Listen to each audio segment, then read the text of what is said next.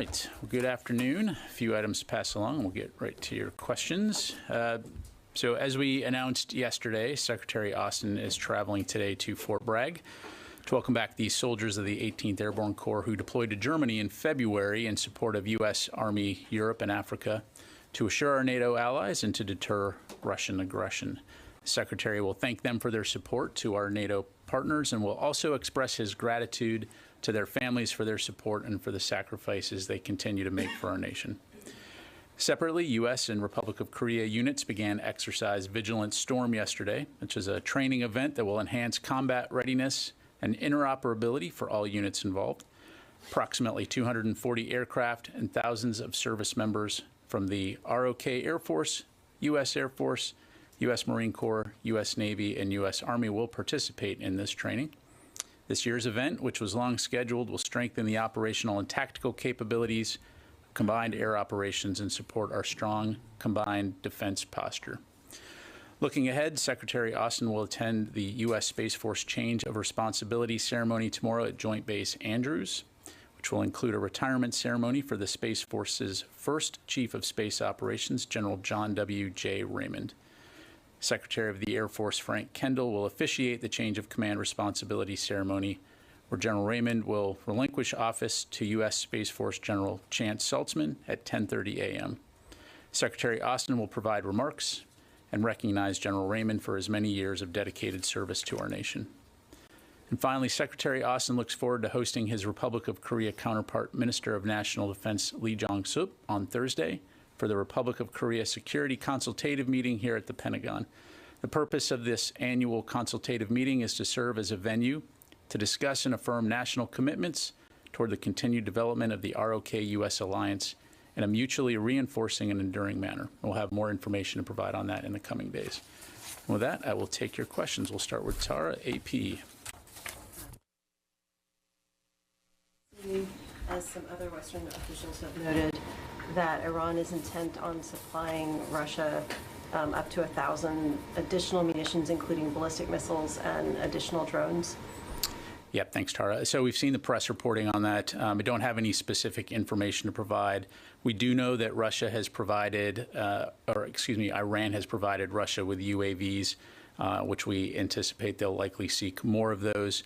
We do have concerns that Russia may also seek to acquire additional advanced munition capabilities from Iran, for example, surface-to-surface missiles, to use in Ukraine. And so if we see Russia employing such capabilities on the battlefield, we'll certainly do what we can to illuminate that.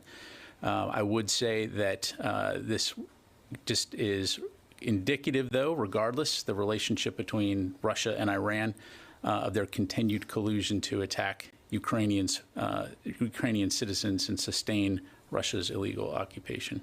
Is there anything else that can be read into that, such as Russia's munitions are actually in a depleted state, and does it add any urgency to getting air defense systems like the NASAMS onto the battlefield?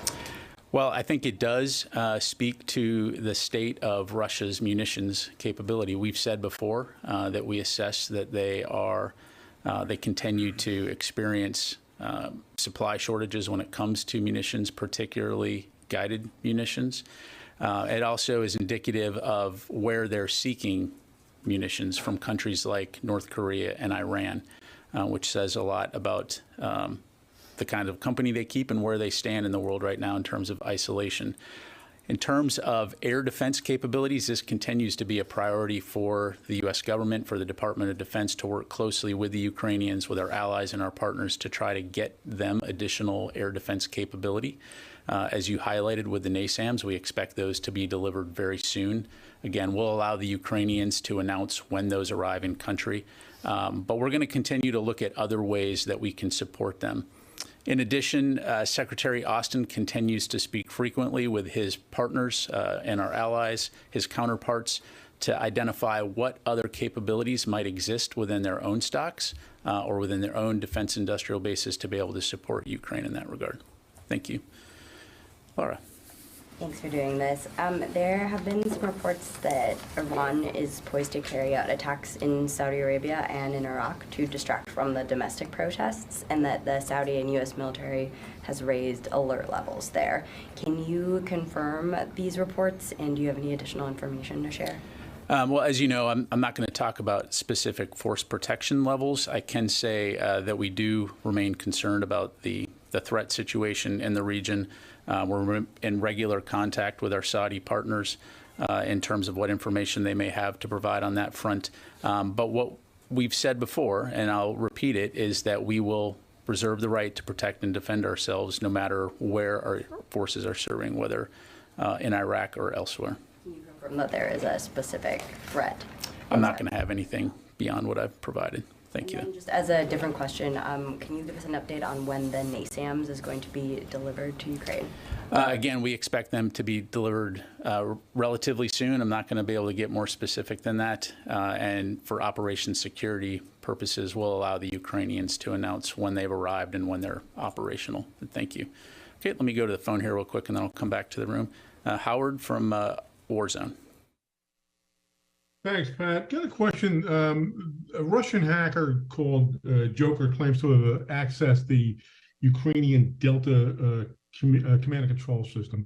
Can you confirm that? And does that raise additional concerns about similar U.S. systems? Thanks, Howard. I don't have any information to provide on that. I'd refer you to the Ukrainians to talk about their own systems. As you know, from a U.S. military standpoint, cybersecurity is something that we take very seriously at every level. And while I don't have anything specific to provide, that's an area that we'll continue to pay close attention to and ensure that not only are we protecting our systems, but that our people are taking the appropriate training and taking appropriate precautions, but nothing specific to provide. Thanks, Howard. All right, Liz. Thank you. The U.S. is planning to send B-52 bombers to Australia as part of a normal rotation. China said this may trigger an arms race. Is China overreacting? So when it comes to aircraft rotating through Australia, as you know, we have a long-standing relationship with Australia, and it's not uncommon for us to send aircraft through to participate in joint exercises, combined exercises with Australia. I think that it does send a clear signal to countries in the region, first of all, that the U.S. is a reliable partner and that we do maintain capabilities to be available to respond to a variety of contingencies worldwide. But it also sends a clear message that we do have the capability to deter and, if necessary, engage. And I'll just leave it at that. Thank you. Janie. Thank you, sir. I have two questions in North Korea. North Korea has predicted that it will launch a more powerful military provocation in response to the U.S. and South Korea joint air exercises, Vigilant Storm. It was also reported that North Korea would test both hypersonic cruise missiles and tactical nuclear weapons in its seventh nuclear test. How would you comment on that? So I'm not going to speak for North Korea. Again, Vigilant, the exercise that we're conducting is a long-planned exercise focused on enhancing interoperability of our forces to work together to defend the Republic of Korea and our allies in the region. Thanks.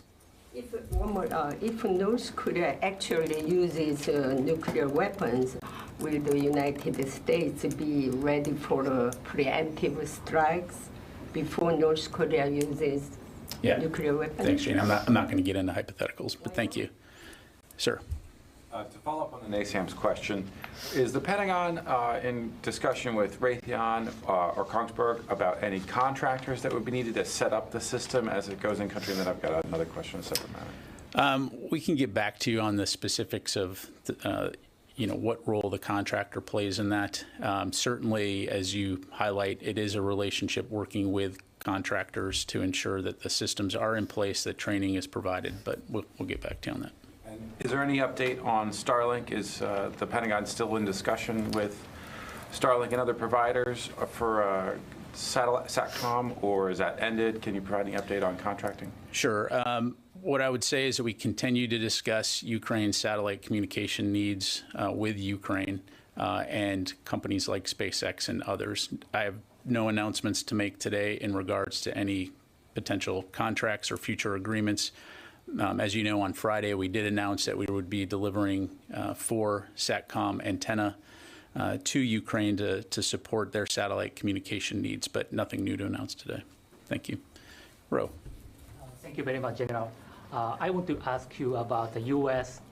Deployment of fighter jets in Kadena Air Base in Okinawa as the F-15s are retiring.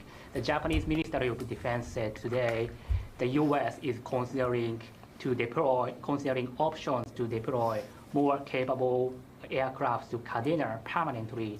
I'm wondering how soon the U.S. will make a concrete long-term plan to replace F-15s, and do you think the U.S. should have worked out such a replacement plan before F-15s in Okinawa start leaving this month? Yeah, thanks, Ro. So first of all, I would just say up front that the U.S. commitment to Japan and regional security and the defense of Japan remains ironclad. And so as part of the Air Force's, the U.S. Air Force's modernization plan, they are retiring F-15 C and D models. And this fleet of aircraft, which has been in service for more than 30 years, will start a phased withdrawal from Kadena Air Base starting on today, 1 November. So we'll continue to maintain a steady state presence at Kadena Air Base by rotational deployments, and this will include advanced 4th gen and 5th generation aircraft to backfill the F-15s as they depart. So I would certainly encourage you to reach out to the Air Force. They can provide you with some additional details on that. Thank you. All right, let me go to the phone here real quick. Heather from USNI. Great, thank you so much. 2 quick questions. The first is I wanted to see if there is any update to a damage assessment or an idea of what caused the explosions at Sevastopol and Crimea. And then I heard that that Red Hill is the Joint Task Force Red Hill is planning to release its most updated plan today. I was wondering if you have any comments on the current unpacking right now going on in the pipes or the potential plan coming out. Yeah, thanks very much, Heather. Again, we are aware of the explosions that occurred near Sevastopol.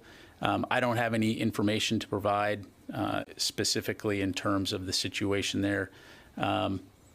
And I'll just leave it at that. As far as Red Hill goes, we can get that information and come back to you as far as the status of the unpacking.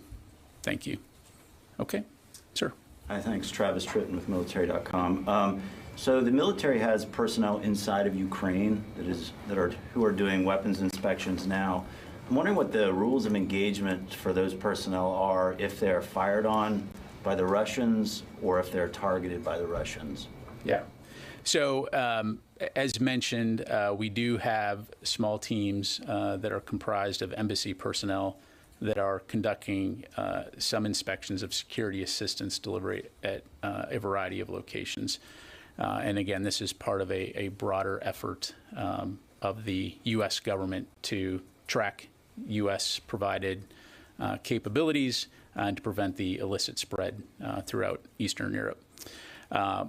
Again, I will highlight up front, we have no indication that there has been any type of illicit spread.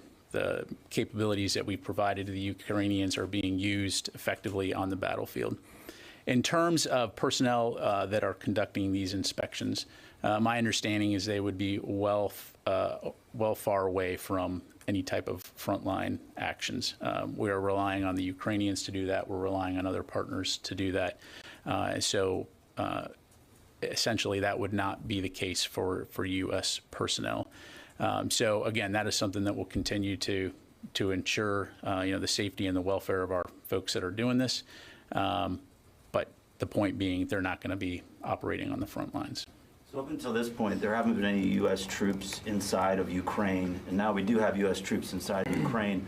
Well, So that's not. We've had U.S. forces serving at the embassy as part of the defense attaché office, which is where these guys are assigned. So we've been very clear. There are no combat forces in Ukraine, no U.S. forces conducting combat operations in Ukraine. These are personnel that are assigned to conduct security cooperation and assistance as part of the defense attaché office. Right, but this would be different because they'd be working outside of the U.S. Embassy. I'm just wondering if people should read this as an escalation in U.S. involvement in the war. No. This is just responsible management of the capabilities that we're providing to the Ukrainians. And as I mentioned, the Ukrainians are working very closely with us to provide insight and tracking of those capabilities in places where it's not safe for U.S. personnel to go. Thank you. If I could just follow up on that, can you clarify, are there U.S. troops, like U.S. Marine Security Forces, protecting the embassy personnel who is doing the inspections?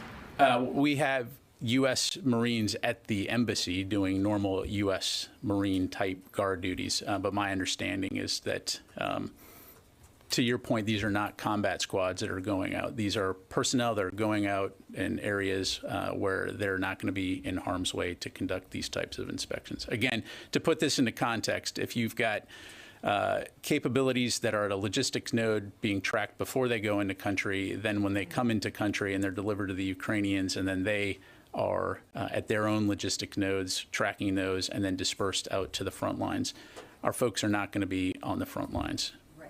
Are there Marine security guards going with the embassy teams that are conducting these inspections? No. But we'll check on that and come back to you. Jim. General, just by my own calculations, the Ukrainians on the air defense side have all the legacy Soviet systems. They got S-300s from Slovakia. They've got Stingers from the United States. They've got Hawks coming in from the Spanish. They have German systems. Pretty soon they're going to have the NASAMS. But for all of those air defense assets to be effective, they've got to be integrated. I mean, can that variety of air defense measures actually be integrated? They are vastly different systems. They have different radars. They have different everything, really. Well, the short answer is you can integrate any air defense system. It just depends on how you're, the level, the advanced level of how you're going to integrate that. So that is, again, an area that we continue to work with the Ukrainians on, not only us, but our allies and our partners, to look at how they do improve their air defenses.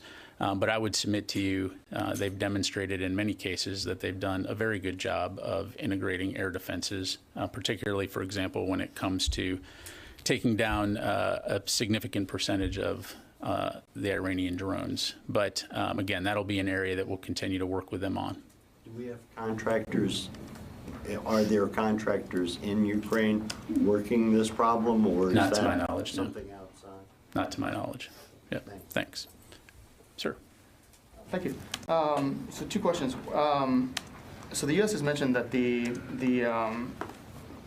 Iranian arms shipments to Russia are a violation of UN Security Council resolutions, and the U.S. has previously interdicted Iranian arms shipments bound for places such as Yemen.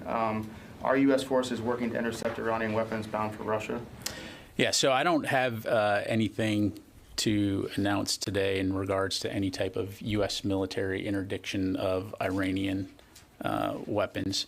You've heard State Department and the White House talk about a variety of efforts to include potential sanctions to prevent that from happening. I will say from a DoD standpoint, right now our focus is on working with Ukraine to get them the security assistance they need where it matters, which is on the battlefield. But this is something that we'll continue to keep a close eye on. And then the second was regarding the inspections. So just to confirm, are these are civilian or military personnel who are carrying out the inspections of the weapons in Ukraine?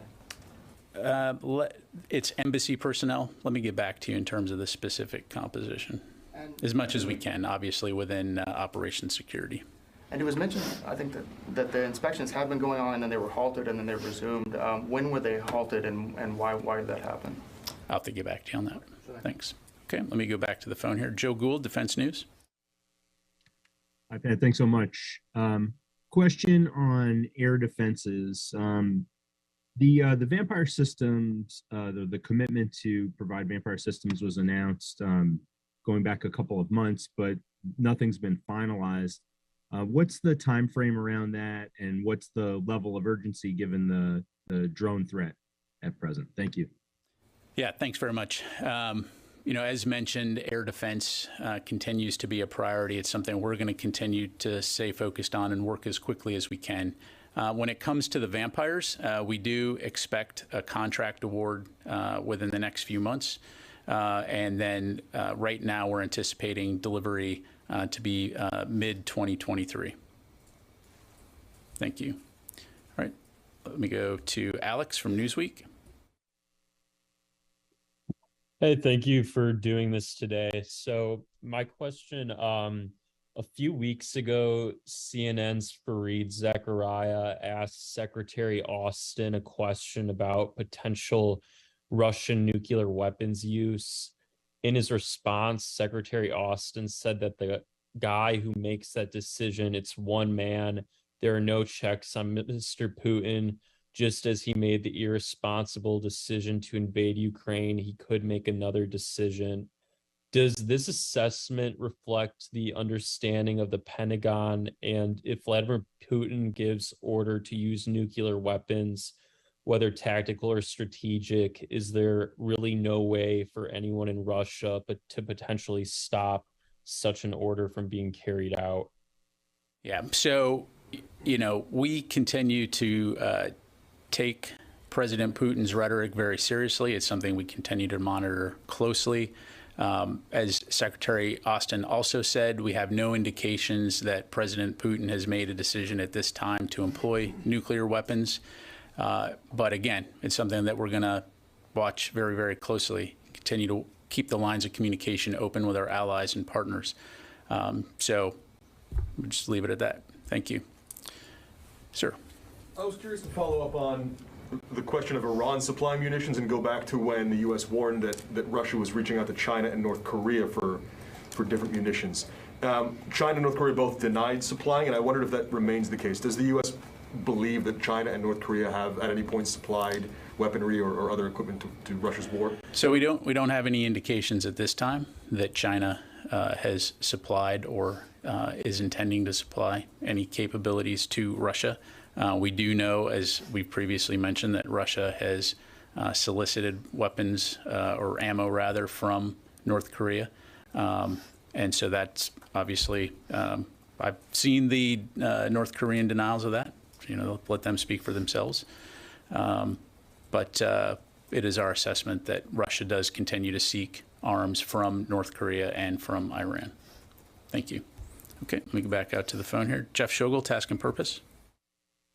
Thank you. Does the Pentagon have any kind of assessment of how many helicopters and fixed-wing aircraft the Russians have lost in Ukraine since February?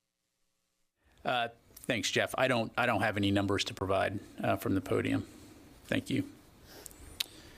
Okay, let's go to Phil Stewart, Reuters. Hey there. I just wanted to clarify something. Earlier, when you had spoken about how there were no indications that donor weapons had been illicitly trafficked out of Ukraine. I was wondering, does that include weapons that were potentially captured by Russian forces and then later, made their way out? Thanks. Yeah, so part of this process is when there are losses on the battlefield, for example, the Ukrainians reporting those losses so that we can account for those capabilities. Thank you. Let's go to Tony Capaccio, Bloomberg. Hi, Pat. A couple questions. One on the long now forgotten national defense strategy. I've seen posters in the Pentagon corridors with the wordings from the NDS talking about campaigning. It defines campaigning as the conduct and sequencing of logically linked military activities to achieve strategy-aligned objectives over time. Can you translate that into English in terms of an example or two of what campaigning is, since the Pentagon is highlighting that phrase?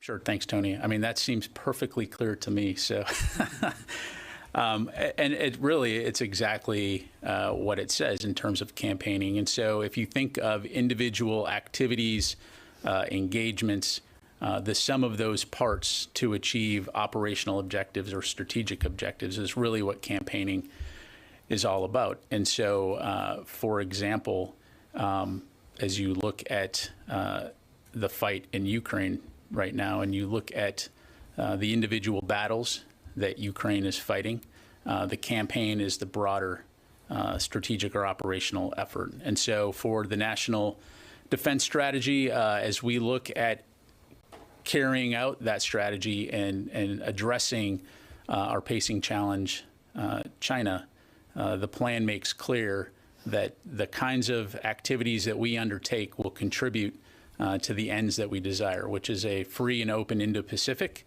and the kinds of engagements and activities that we will undertake that all accumulate to achieve that effect or those outcomes. Thank you. All right, Courtney.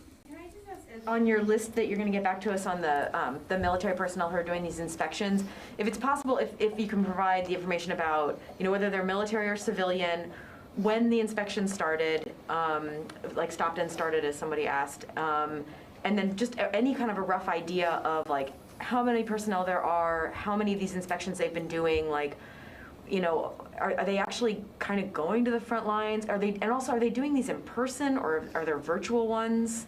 Sure. That they're doing? So like any more fidelity on it, I think would be helpful.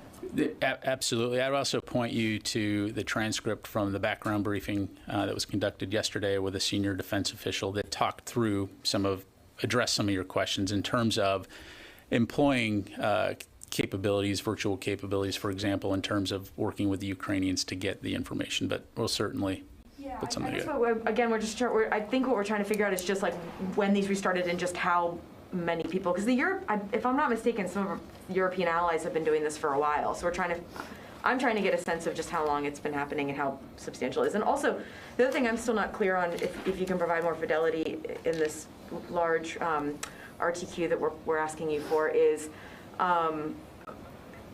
did these personnel, did they come into the country specifically with the job of doing these inspections, or were they people who were assigned to the embassy and then? Sure. And yeah. Okay. This role. Again, my understanding, these are individuals assigned to the embassy, but we'll get back to you with your questions. Okay. Thank you. Okay, let me go to Alex Horton, Washington Post. Yeah, thanks, Pat. I want to go back to what I think Phil Stewart was asking in his follow-up that he get a chance to about Russian diversion. The State Department said last week that pro-Russian forces capture, including donated material, is, quote, the main vector of diversion so far and could result in onward transfers. So from DOD's perspective, could you give us any specific items that have been captured by Russia and moved around? I will look into that and come back to you on anything we've got to provide. I'm not currently aware of anything, but we'll come back to you. Thank you. Okay, and just a couple more here. Victoria from Nippon. Hi, yes, thank you for taking my question. There was a report recently that if Republicans should take the House majority, that they would pull back some of the funding on military assistance for Ukraine next year. So I just wanted to ask, if funding was reduced, what kind of effect do you think that there would be on Ukraine, and what response would the Pentagon have to this? Yeah, thanks very much, Victoria. So certainly I don't want to get ahead of the midterm elections or speculate on the outcome. I will say, and you've heard us say this before, we've had excellent bipartisan support to date when it comes to Ukraine. And so the department will continue to work closely with Congress on this important issue. But beyond that, I won't have anything to provide. Thank you. All right, let me go to Jared from All Monitor.